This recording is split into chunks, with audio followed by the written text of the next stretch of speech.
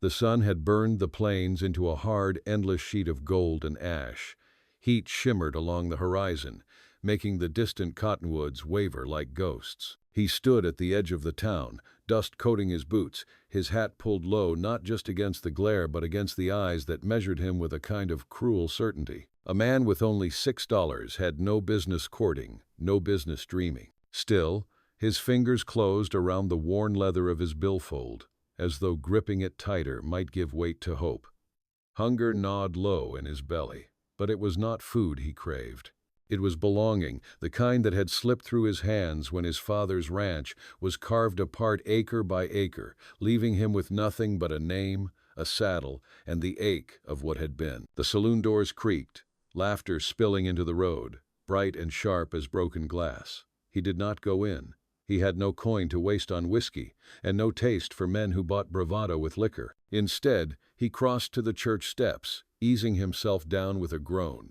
His bones ached, though he was not yet 30. The world had aged him faster, each season of drought and labor pressing into his shoulders. He tipped his hat back and let the sky glare at him. Clouds gathered far to the west, promising rain that would likely never come. Promises he knew their weight, their hollowness. Her figure appeared in that brightness like an afterthought, or perhaps a test. She carried herself with a straightness that did not bend under the weight of stairs. Dust clung to her hem. Her gloves frayed at the seams, but she did not falter. Her eyes swept the street, not searching, not pleading, only measuring as though she had already weighed her options and found them lacking. The townsfolk whispered, a woman left behind, kin gone, choices narrowed. They whispered, too, that no woman would ever bind herself to a cowboy with only $6 to his name. But she paused when her gaze caught him sitting there, a man stripped of everything but the quiet endurance that kept him upright. He did not stand, not at first. Pride and shame bound him to the step, a statue carved from hunger and dust. Yet when she turned her head, sunlight catching the stubborn line of her jaw, he pushed himself upright, boots grinding against stone. Their eyes met in that silent interval where the wind cut through town and rattled the loose shutters. In her stare was not pity, not disdain, but a flicker, something unspoken, dangerous in its simplicity. Recognition, perhaps, the kind that blooms between two souls already marked by loss. He tipped his hat, not daring words. Words had failed him before, had turned to ash on his tongue when promises could not be kept. Still, his chest tightened as though breath itself might betray him. She inclined her head, the barest gesture, but it carried the weight of a decision. She stepped toward him, past the shadows of gossiping porches, past the unkind laughter of men who measured worth in cattle and coin. Each step struck like a bell, low and certain, until she stood before him with dust swirling at her heels. For a heartbeat, neither moved. Then her voice, steady but worn, broke the silence.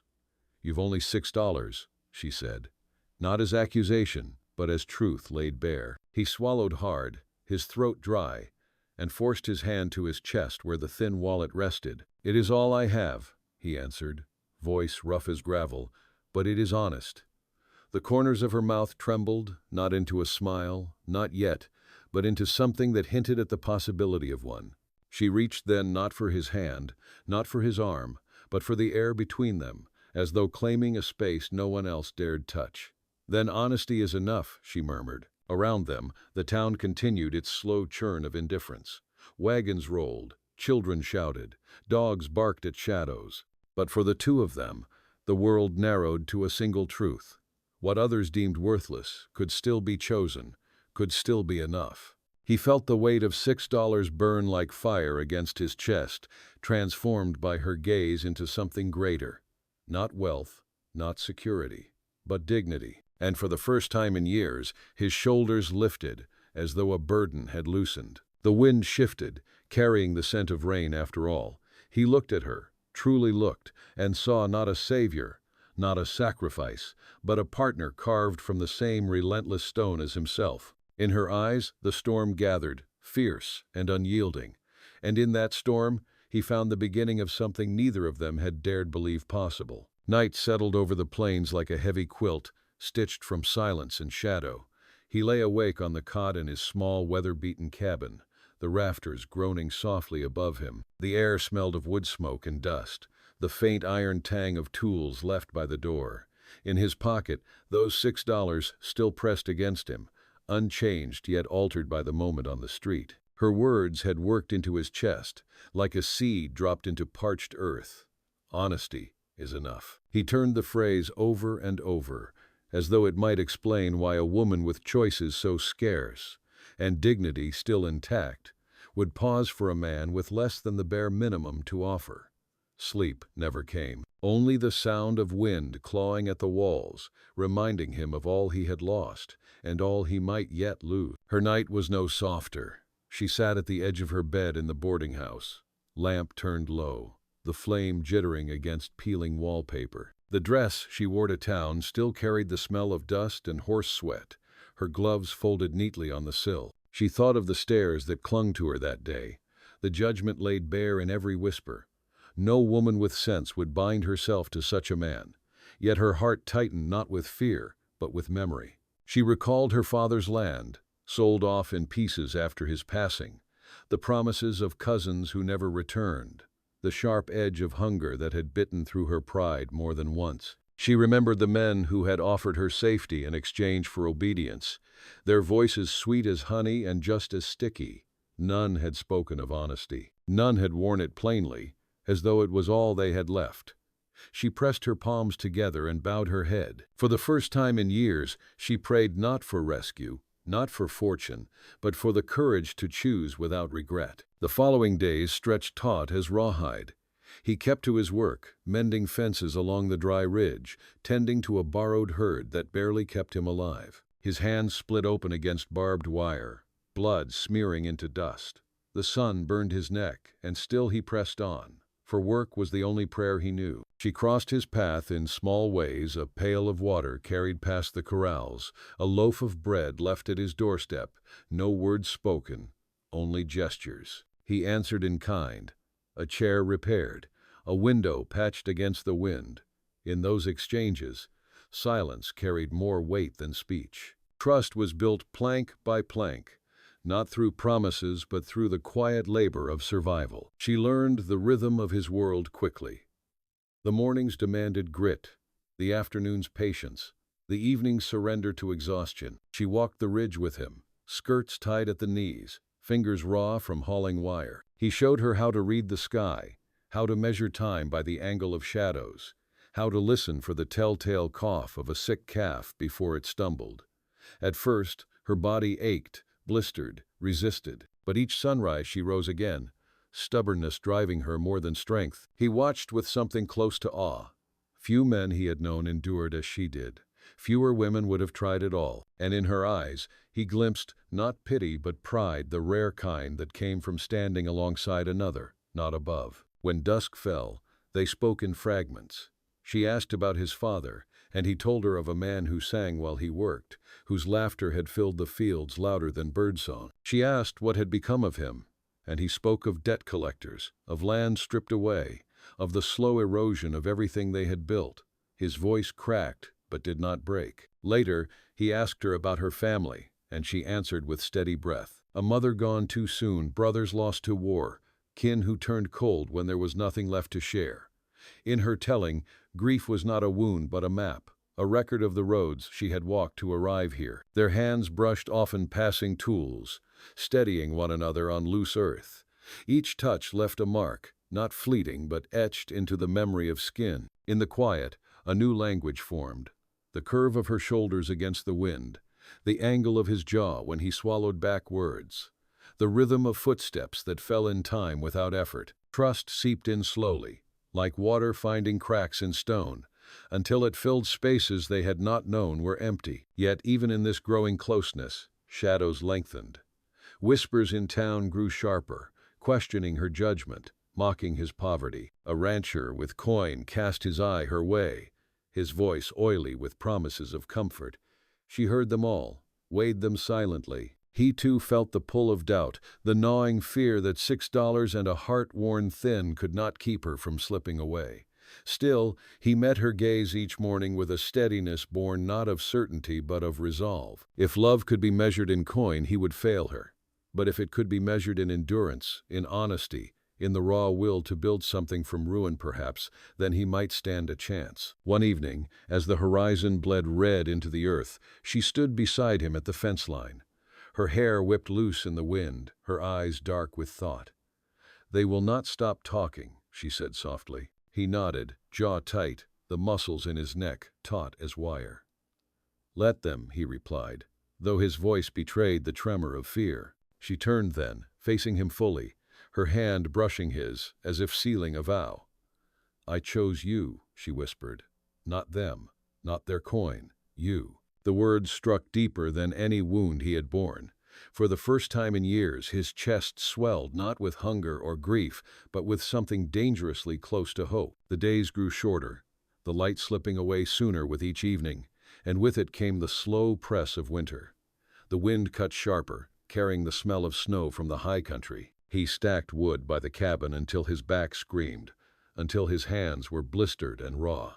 She carried smaller loads, her arms trembling, yet she did not complain. They worked in tandem, the rhythm of preparation becoming its own form of prayer. For every log he split, she stacked it neat, the sound of wood on wood echoing like a heartbeat in the cold dusk. It was not romance that bound them in those moments. Not yet, it was survival. The shared knowledge that to face the winter alone was to invite defeat. Nights in the cabin were lean. The roof creaked under the weight of the wind, and the stove swallowed wood faster than he could feed it. They sat close to its glow, the air between them alive with words left unspoken. He watched her mend torn seams with fingers steadier than his own, and he felt the ache of gratitude twist in his chest. She caught him watching once, her lips quirking faintly, and it was more warmth than the fire could ever give. The silence between them no longer pressed like a burden. It felt instead like a space they both agreed to protect, a refuge carved from the harshness outside. Still, the world did not forget them. In town, voices carried. He heard them when he brought grain, when he sold what little beef he had managed to raise. "Fool girl," they muttered. "She'll starve with him, or worse. She'll tire of his $6 and find a real man soon enough." He bore it with the same endurance he gave to every wound. Life had dealt him shoulders bent, eyes forward, jaw locked against the sting. But at night, lying on his cot, the words crept in like frost under the door. Doubt gnawed. He had nothing but his word, his back, his stubbornness. Would that be enough when the cold deepened, when hunger set its teeth? Her doubts were of a different shade. She wondered if she had tied herself to a man doomed to remain small in the eyes of the world. Not for lack of strength he had more than most, but for lack of means. She saw the way others looked at him, the way they measured his worth in cattle he did not own, in acres that slipped from his family's grasp. She asked herself if she could shoulder a life forever on the edge of ruin. Yet each time doubt rose, it collided with memory. His hands bleeding over barbed wire, his voice rough but honest, his gaze steady when he had every reason to waver. Doubt could not erase the truth that he had not hidden himself, not once. He had offered her his emptiness as though it were a gift, and in that raw honesty she found a strange kind of freedom. One evening, a storm rolled in sudden and fierce. The sky split open with lightning, the plains trembling under its weight. Rain hammered the roof, leaking through in places no patch had held. They scrambled together, buckets and cloths in hand, chasing drips that fell in steady beats across the floor. In the chaos, he slipped, landing hard against the table, pain flashing across his face. She rushed to his side, hands steady as she pulled him upright. Their eyes locked, breaths ragged from exertion, the storm's roar surrounding them. In that fragile moment, the truth spilled between them without words. He was not unbreakable. She was not fragile. Together, they were simply human, flawed, scarred, alive. Later, as the storm waned, he sat by the stove with a bandage wrapped clumsily around his arm. She brewed coffee weak as water but warm all the same, setting it before him with a firmness that left no room for argument. He took it, hands trembling, and found himself speaking words he had buried long ago. "I thought I'd lost the right to be chosen," he murmured, his voice barely audible over the crackle of the fire. She looked at him then, truly looked, her eyes steady as stone. "And I thought I'd lost the courage to choose," she replied. The silence after was not empty but full, heavy with the unspoken promise that neither was as lost as they had believed. The next morning the storm had left the world rinsed clean. Snow glittered on the distant ridges, water pooled in the wagon ruts, and the air smelled of something close to renewal. He stepped outside, breath curling like smoke, and felt the weight on his chest ease just slightly. She joined him, her shawl wrapped tight, her hair loose around her face. For the first time, he allowed himself to imagine more than survival. He imagined a future fragile, uncertain, but stitched together from the stubborn thread of two people who had refused to surrender to the voices around them. The thaw came slow, the kind that tested patience more than endurance. Mud swallowed boots, and the air carried the faint rot of last year's grass. He worked the fields where his father's fences once stood, driving posts deep into sodden ground, his shoulders burning with the strain.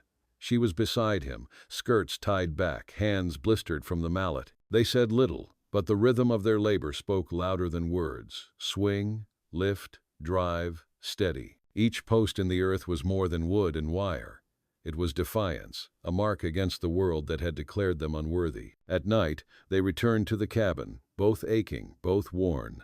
She learned the cadence of his silence, how it was not emptiness, but thought, a well he drew from quietly. He learned the sharp edges of her temper, how she bit back against hardship with a fierceness that startled him. Once, when the stove refused to draw and smoke filled the room, he cursed under his breath and moved to tear it apart. She stopped him with a hand on his wrist, eyes blazing. "It is not broken," she said, voice hard. "It is only stubborn, like you." And with a calm he did not have, she coaxed the fire back, steady and patient, until the room cleared. He watched her then, not as one burden but as one who carried strength enough for them both. In that watching, his chest filled with something dangerous again, pride, fierce and unguarded. The town did not leave them in peace. Men with coin continued their circling, speaking to her in low tones when he was not near, reminding her of what she could have: warm parlors, steady meals, dresses without patches. Women shook their heads, pity in their eyes, whispering of wasted chances. He felt the weight of those whispers, heavier than any post he drove into the ground. Doubt grew like a weed. What right had he to tie her to a life of mud and hunger? What could $6 build when the world demanded fortunes? She felt that weight too, though not as he feared. It pressed against her at night when the wind slipped through cracks in the wall and the cold sank into her bones. She would lie awake, staring at the rafters, remembering offers of safety turned down. But when she turned her head and saw him, his face softened by sleep, lines carved by loss but eased by trust, the doubts quieted. Safety, she realized, was not the absence of hardship. It was the presence of someone who would stand beside her through it. That was worth more than any parlor. Spring carried with it the first true test. A neighbor, rich in cattle and arrogance, rode to their fence line. His voice was smooth, his hat untouched by dirt, his boots polished. He looked at her, not him, when he spoke. "You don't have to starve out here," he said. "A woman like you could do better." The insult struck sharper than the offer. She straightened, wiping dirt from her hands, and met his gaze without flinching. "Better?" she asked, her voice low, steady. "Better than honesty? Better than work that leaves my hands raw but my heart clean?" The neighbor sneered, tipped his hat, and rode away. He had no answer for that, but the man left behind did. He stood straighter, his shame burned away by the fire in her defense. In her words, he heard a choice made again, not once, but daily. That night, they sat on the porch, the air soft with the smell of wildflowers pushing up through thawed earth. He did not look at her when he spoke, for fear his voice might break. "You could have left with him," she answered without pause. "I never considered it." The quiet that followed was thick, not with doubt, but with certainty. He reached for her hand then, calloused and rough, and she let him take it. For the first time, there was no space left between them to protect. There was only a bridge built strong enough to carry them both. The following weeks blurred into a rhythm of building. They repaired fences, planted a garden in stubborn soil, patched the roof once more. Each task was small, almost invisible, but together they began to stitch the shape of a home. When laughter finally rose hers first, bright and startled, it startled him like a gunshot. He found himself laughing too, rusty, unused, but real. The sound echoed across the fields, louder than gossip, louder than doubt. It was a sound that belonged to them alone. And yet, beneath the laughter, a storm brewed unseen. Letters arrived in town, whispers of claims against the land his father had once owned, debts that had never truly been forgiven. He read the words by lamplight, his jaw tightening, his breath shallow. The past had returned, and with it, the threat of losing everything again. She watched him, waiting for him to speak, but he folded the letter, tucking it away, as though silence might undo it. She did not press him, not yet. But she knew the storm would not be kept at bay for long. The letter burned in his pocket as though it carried fire instead of ink. By day he worked harder, pushing his body against the land until his muscles trembled, as if sheer labor could silence the threat folded tight in that envelope. By night, when she sat stitching by the stove or brushing dirt from her skirts, he kept his jaw locked, his silence deeper than before. But silence was never a shield. She felt it pressing against her just as heavy as the debt itself. She had known men to keep secrets, but this was not pride or deceit. It was fear, the fear of being found unworthy once again. When she finally asked, her voice was soft, almost a whisper carried over the crackle of the fire. "What weight are you carrying alone?" He did not meet her eyes. His thumb worried at the edge of the folded paper. "My father's debts," he admitted. The words dragged out like stones. "They never died with him. Men in town mean to see them collected, and when they do, they'll strip away what little I have left." His shoulders sagged under the confession, and for the first time since she'd met him, he looked smaller than the man she believed him to be. She set her sewing aside and crossed the room. Kneeling before him, she took his hands in hers. Her palms were calloused now, as raw as his, proof of the same battles fought side by side. "Then they will have to strip us both," she said, steady as a church bell. "Because what is yours is mine now, and what is mine is yours. That was my choice, and I will not take it back." The words lifted him, though he did not smile. Instead, tears filled the edges of his eyes, hot and unwanted, breaking through years of restraint. He turned his face away, ashamed. She would not allow it. She laid her hand against his cheek, guiding him to meet her gaze. "Do not hide from me," she whispered. "If you fall, I will fall beside you. That is the vow I made without a preacher's words." It was then he understood love was not measured in coin or in ease, but in the willingness to bear another's ruin as if it were one's own. And in that moment, the debt became less a noose and more a test, one they would face together. When the collectors came, it was not with rifles or threats of blood, but with papers and cold eyes. They rode out in the spring sun, horses fat and sleek, their boots too clean for real work. He stood before them, hat in hand, braced for the blow. She stood at his side, her chin lifted, eyes unflinching. They spoke of unpaid sums, of land forfeited, of names sullied. Each word pressed harder than the last. Yet he did not bow. When they finished, she stepped forward. "This land is more than debt," she told them, her voice sharp enough to cut through their arrogance. "It has been watered with our sweat, mended with our hands. You may have papers, but paper does not mend fences or grow gardens. Paper does not feed cattle or keep a stove burning in winter.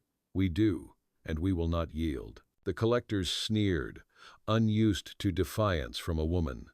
One of them muttered about fools and wasted lives, but they did not press further. Perhaps they saw the steel in her eyes, or perhaps they simply believed two souls with nothing were not worth the fight.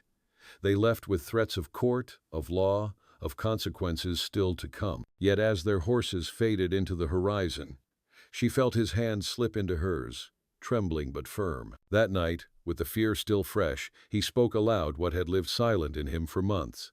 "I cannot promise wealth," he said, voice ragged. "I cannot promise safety. All I can give is myself, broken as I am, and whatever future we can carve with these hands." She reached for him in the flickering lamplight, pressing her forehead to his. "Then that is the only promise I ever wanted." Their lips met for the first time, hesitant, fierce, desperate. It was not the sweetness of courtship, but the sealing of a covenant, forged not in ease, but in fire. Outside, the plains stretched endless and indifferent, but inside the cabin, something unshakable had taken root. From that night on, their bond carried a new weight, not of fear, but of certainty. The world could strip them down to their bones, but what they had built could not be repossessed. It belonged only to them. Summer rose hot and merciless, the kind that bleached the earth pale and drew sweat from the skin before noon. The fields cracked under the sun's hand, and the cattle groaned for water. He rose before dawn each day, driving them to the creek bed, though the water ran shallow, more mud than stream. She followed with buckets, skirts tied high, the sun burning her shoulders until the skin blistered. Together, they carved a life from dust and strain, their bodies worn, but their will unbent. Some days the weight of it threatened to break him. He would pause at the fence line, hat pulled low, staring at the horizon where heat shimmered like smoke. The $6 still remained, tucked away in his wallet, worn softer with time. He never spent them. They had become less money than talisman, a reminder of the day she had chosen him when the world said no one would. He touched them often, not out of need, but out of reverence. For her, the challenge lay not in doubt, but in endurance. Her hands hardened until needles slipped easier through cloth, until buckets balanced steady against her grip. She discovered a strength she had not known lived in her, a stubborn flame that matched his. At night, she scrubbed the dirt from her palms and smiled faintly at the ache. Hardship, she realized, had not diminished her. It had carved her into someone new. They began to laugh more often, in spite of the heat, in spite of the struggle. When the calf escaped the pen and chased her across the yard, he laughed until his ribs hurt, his voice cracking like it had when he was a boy. When he fell face first into the mud hauling a stubborn mule, she laughed until her eyes streamed. Their laughter was not loud, not careless. It was rare, precious, a sign that hope could survive even the fiercest drought. But peace never lingered long on the frontier. Rumors drifted through town of men planning to claim the land outright, to drive him off with law or muscle if debt would not suffice. He heard whispers in the saloon, saw the way eyes lingered on him with something sharper than curiosity. The weight of threat pressed heavy again. He began to keep the rifle closer, his hatchet sharpened. His steps grew wary, his sleep light. She noticed the change before he spoke of it. She felt it in the way his hand lingered near hers when they walked into town, in the way his shoulders tightened at every stranger's glance. "What is it?" she asked one evening, their supper little more than beans and bread. He hesitated, then spoke. "They mean to drive us off." The words hung heavy, though he did not flinch. "They see me as a man already broken. They think I will bend." Her fork stilled, her eyes darkening like storm clouds. "And will you?" she asked. He shook his head once, firm. "Not while I have breath." She leaned forward then, fire in her voice. "Then neither will I. Let them come. They will not find me soft." It was the first time he saw in her the reflection of his own defiance, sharp and unyielding. The woman who had once been measured by whispers now stood taller than the gossip of any town. Together, they were no longer two souls clinging to survival. They were a single force, hardened by the land, bound by choice. When the confrontation finally came, it was not under cover of night, but beneath the noon sun, brazen and loud. Riders approached the cabin, dust curling behind them like smoke. He stepped onto the porch, rifle in hand, his body a wall between her and the threat. She stood just inside the door, eyes steady, her hand on the pistol he had taught her to use. The leader of the riders sneered, words sharp as a blade. "You cannot hold this land with $6 and a woman's stubbornness." His reply was quiet, deliberate. "Number. But I can hold it with honesty, and with her." His voice did not tremble. Neither did hers when she stepped forward to stand beside him, her shawl whipping in the wind. The riders saw then not a poor cowboy and a desperate woman, but two souls bound in a vow stronger than debt or drought. For a moment, silence stretched thick, broken only by the buzz of cicadas in the heat. The riders turned at last, muttering threats that carried no teeth. Perhaps it was the rifle, perhaps it was the fire in their stance. But as the dust of their departure settled, He turned to her, breath shuddering in his chest. "You should not have stood out here," he whispered.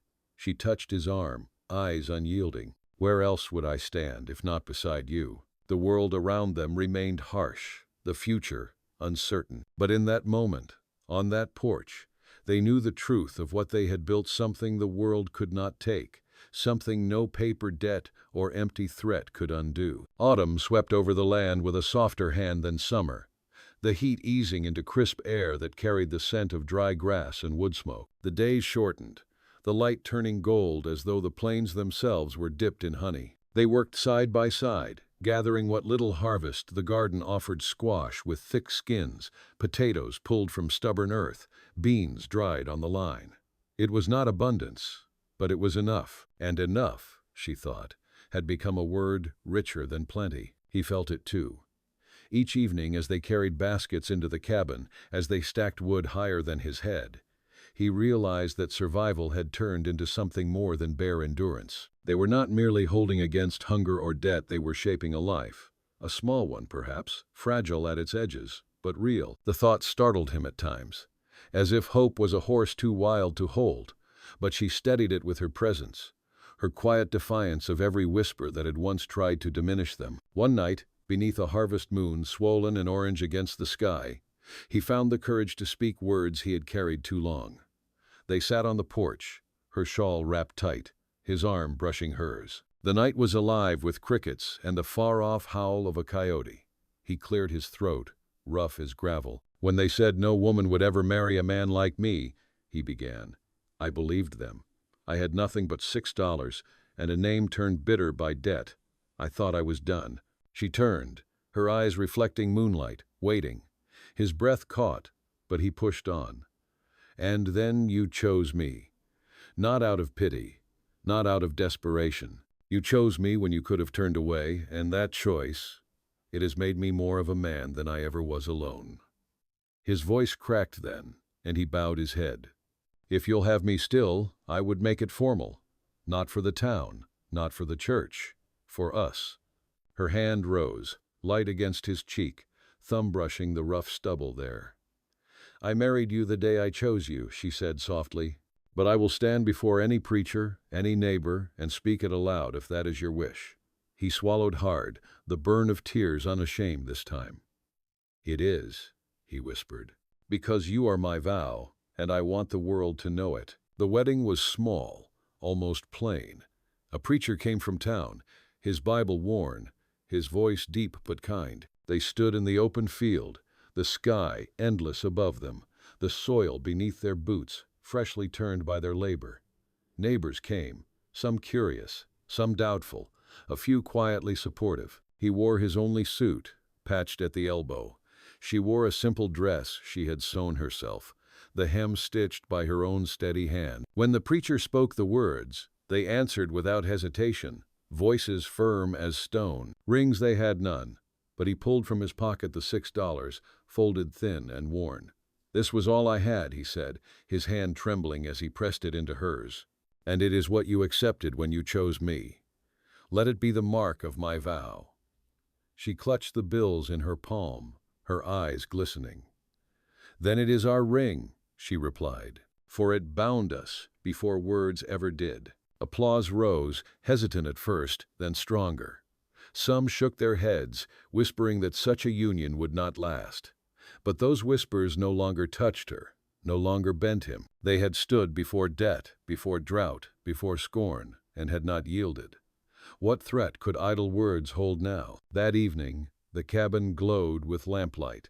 They shared a meal of bread, beans, and the last of the summer apples, sweeter than any feast. He lifted his cup, chipped at the rim, and touched it gently to hers. "To enough," he said. She smiled, eyes bright, lifting her own. "To enough," she echoed. Outside, the land stretched vast and uncertain.